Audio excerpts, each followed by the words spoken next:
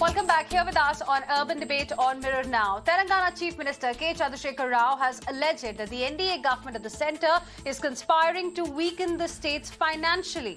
He's also said that government currently in power at the centre is based on the frivolous doctrine of strong centre and weak states. Alleging that the central government is conspiring to weaken the states financially, he said centre is shifting taxes in the form of cess to evade the constitutional due share of the states from the taxes levied by the centre. So tonight I want to ask my guests whether the concerns that have been raised by Telangana Chief Minister are genuine or this is some sort of politics, because we have seen many a times in the past as well this issue becoming a flashpoint between centre and states. Joining us on the broadcast this evening is Dr. Santosh Mehrotra, senior economist. We also have with us Sanjeev Ahluwalia, economist and advisor ORF. Good evening to both of you gentlemen. Thank you very much for joining us here on Urban Debate on Mirror Now this evening.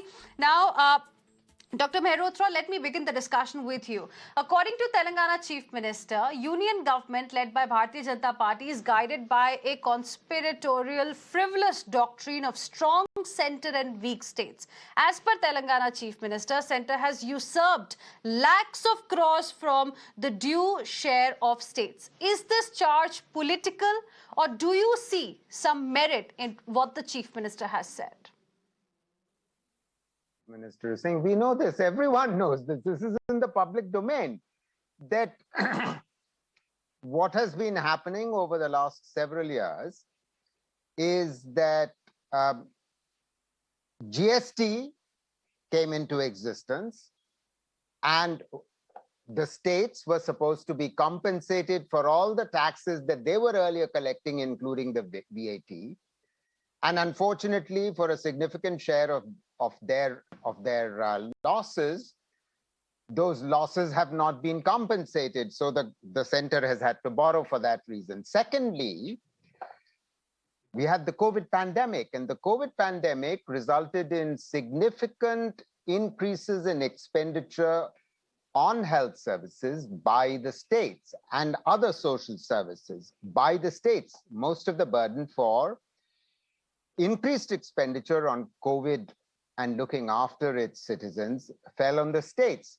At the same time, their incomes fell because the growth rate fell. Now, over this period, they've had to borrow more.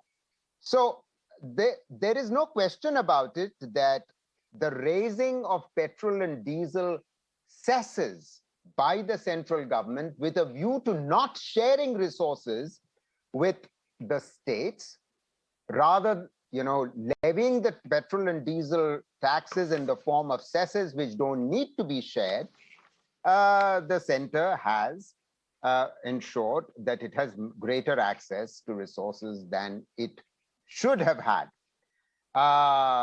It's only about a year ago that the center finally decided to borrow in order to compensate the states for the losses on account of the GST, because the states had given up a very significant share of all state revenues, and the only revenues that they are able to collect today are on petrol and diesel, their share, and on alcohol and spirits. Those are the main sources, other than, of course, the stamp duty and so on. And all other taxes have been subsumed under the GST. So he has a case. He has a very strong case, not just a case. He has a very strong case. Mr. Sanjeev Ahluwalia, what is your point of view? The charge is central government is shifting taxes in the form of cess to deprive the states of constitutionally due share from the taxes levied by centre. But centre, on the other hand, says that at least 18 cesses were subsumed in GST. So what was going to only the centre is now also being shared with the states.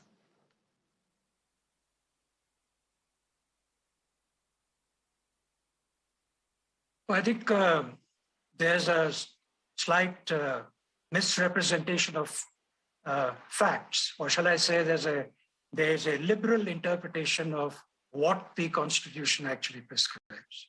The fact that additional duties of excise are not shared with the state governments is constitutionally valid. Morally, whether the central government has a right to share these, has a duty to share these, or can it keep it for themselves, depends on the context. Now, sticking with, the fact the petrol taxes, which has been at the nub of the dissatisfaction for several days now, I wanted to just point out that, despite the central government having reduced the duties that it levies, if you look at the actual prices of petrol in the state capitals, not all of them have come down to the extent they should. If I can just read out, for example, Rajasthan, the price of petrol is 108 rupees plus. In Maharashtra, it's 111 rupees plus. And in West Bengal, it's 106 rupees plus. Now, tell me, the center has reduced its taxes, but the states, have they appropriately reduced their taxes that they're levying or not? They probably have not. Now, that's an issue that, they have a perfect right not to. They have a constitutional right to levy what they want. But once you have once you're working in a political system where there is mistrust between the states and the central government, then I'm afraid the states are going to be in a very difficult wicket, because everybody knows it, that the Indian Constitution favors the union government. We all know that. So it's not like approach that some of the states are adopting. And my request to all the state governments would be not to get onto the path of confrontation, and instead to adopt a business-like approach so that the national interest, and more importantly, the interest of their own citizens, is not harmed. Now, if you look at, the ratio of current transfers to state domestic product, I have the figures 2020. There is no obvious discrimination between BJP-ruled states and opposition states.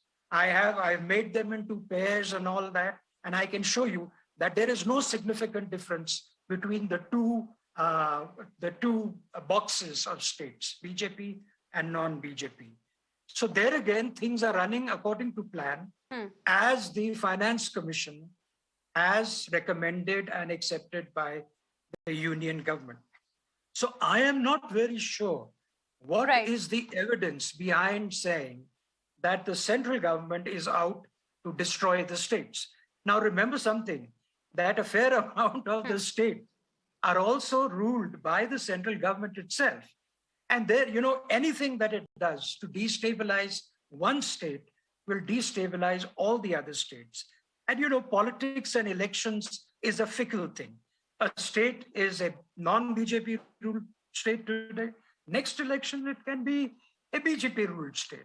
So I don't think that this kind of a negative attitude, if it prevails, I doubt if it prevails, but if it does, then I think we should take steps, all of us should take steps to dispel it. But one thing we should not do is to make statements without giving evidence. Okay, so you think that this is pure politics and not a problem really that has been highlighted? No, I don't think it's a matter of politics alone. It's a matter of, perceptions. Politics is about perceptions, right?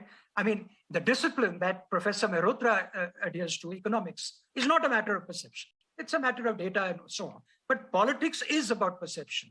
And if the states are feeling aggrieved, right, then they will find reasons to justify their grievances. And so you will hunt around looking for areas where you think that the center has acted against your best interests. So I do think that there is a responsibility on the central government to bridge this gap, bridge this distrust, bridge this credibility gap between the states and the central government. The responsibility is on both sovereign powers, not on any one of them. Okay, so the trust deficit needs to be addressed. Dr. Santosh Mehrotra, I was just looking at a report by Reserve Bank of India wherein it said that state finances have actually shown improvement in 2021-22 as the consolidated gross fiscal deficit of 26 states at least was lower by 31.5% than a year ago. So then, that is why I asked you earlier. So is there genuine concern or is it pure politics? Because here we have another set of data suggesting that actually the finances have improved. And one of the reasons that has been cited by Reserve Bank of India only is timely and regular installment of tax devolution. The center released 2 advance installments, one in November, one in January this year. So that has helped. Heena, they have reduce their fiscal deficit by cutting expenditures, by cutting a whole series of expenditures, which many states might regard as very important. So yes, they've had to, because they know perfectly well that the growth rate had collapsed thanks to a sudden lockdown, an unplanned lockdown, which was imposed by the center. It was imposed upon them. It was not imposed by the states. It's only in the second wave that finally the central government saw sense and did not impose a national lockdown, left it to the wisdom of the states. So the result was the economy contracted. Our economy contracted much worse than the world economy contracted, more than 2.5 times the state of the extent to which the world economy contracted. So clearly there were mistakes made by the center for which the states suffered, and their revenues suffered, their growth rate suffered. Because their growth rate suffered, their revenues suffered, and yet at the same time they had to bear a very much higher burden on account of health expenditures, on account of 2 years of COVID. You should see this in the numbers. I'm also referring to an RBI report, the very RBI report that you are talking about. Having addressed what you were asking, let me just address some of the points that my good friend Sanjeev ji was making. We know that additional excise is levied by the center and it's entitled to keep it. I was not talking about additional excise. I was talking about a whole series of other excise duties and cesses which it has been levying so that it does not share, so that it retains these additional revenues. Point one, as far as states not reducing taxes on petrol and diesel, they have reduced petrol and diesel taxes, but their capacity to reduce is very limited because they've borne the greater expenditure on account of COVID. And at the same time, their revenues have fallen. So we've got to recognize what the reality is. I mean, there is no good reason for the center to be levying the taxes at the rate at which it is.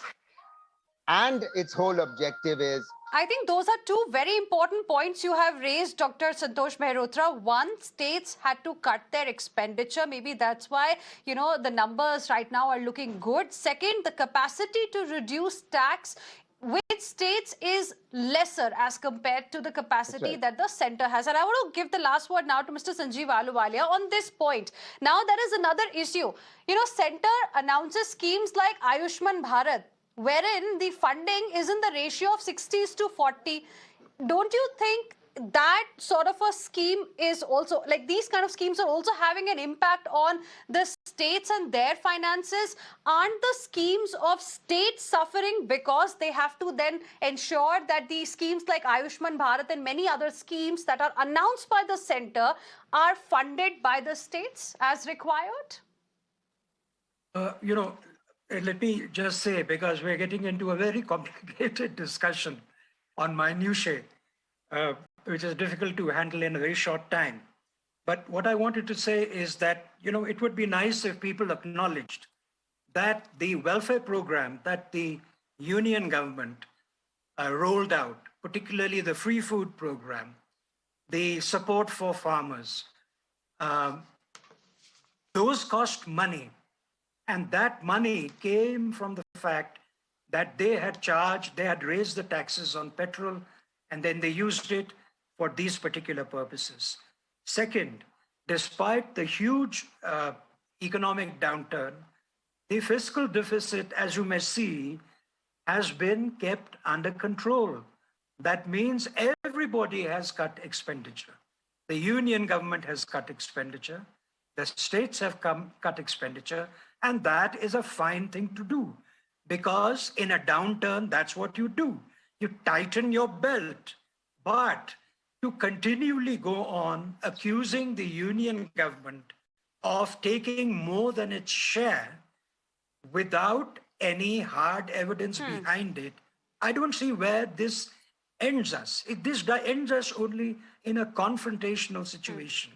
And in the Indian polity, in the Indian constitutional system, that is not a good place to be for the states versus the center, or the center versus the state.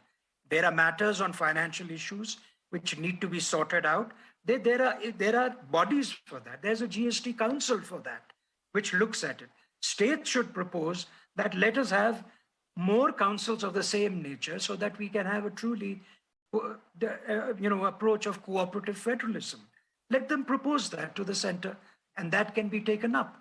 For example, on GST, the center says that the center has been wanting to bring the GST on petroleum, bring petroleum under the GST, but the states have refused to do that.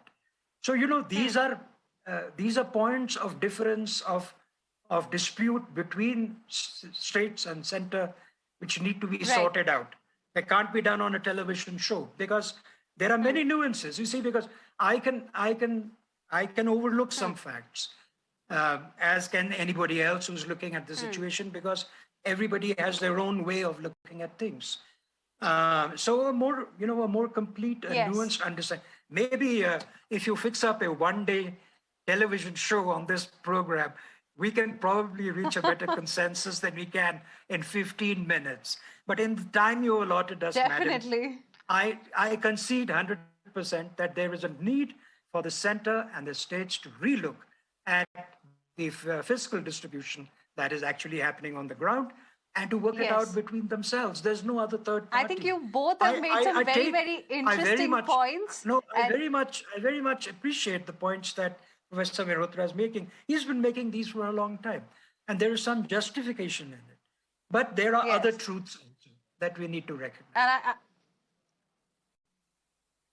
absolutely. And that's why, we just had two guests today, because we wanted to hear both the sides. Thank you very much, gentlemen, for joining us here on Urban Debate on Mirror Now this evening. Good to have you tonight on the show with us. With this, it's a wrap. Thank you for staying with us here on Urban Debate. Heading into a short break, Griha joins you next with all the top stories of the day. Don't go anywhere.